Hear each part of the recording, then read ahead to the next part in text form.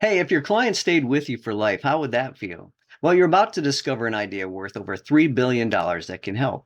Once upon a time in 2011, Ryan Cohen founded the online pet store Chewy.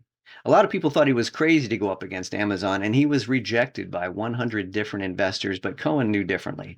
In an interview with Forbes magazine, he said, I focused on bringing a human element to e-commerce. That included small touches like handwritten holiday cards and personalized pet portraits, optimizing for a lifetime relationship, not a single transaction. Chewy's relationship with customers was the secret sauce.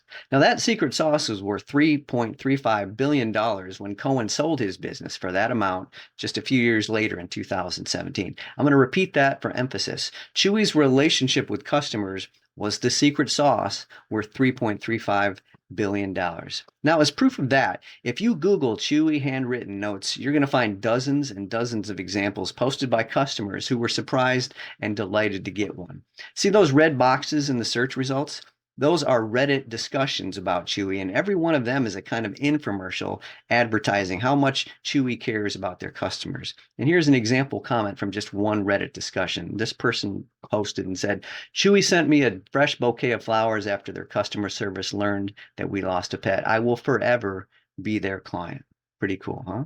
Well, in my business, here are some of the many thank you notes that I've received from clients, many of whom have been with me for 10 years or more. Every one of my clients, as soon as they sign up with me, gets a personal thank you note from me and a gift by mail. And it's my way to help build a lifetime relationship. Now, this idea of personally thanking your clients by mail is simple. Yes, maybe it's too simple for you, but it helped Chewy build a $3 billion business. If you want clients for life, you might want to give it a try. Be sure to like and subscribe for more marketing ideas like these, and thanks for watching.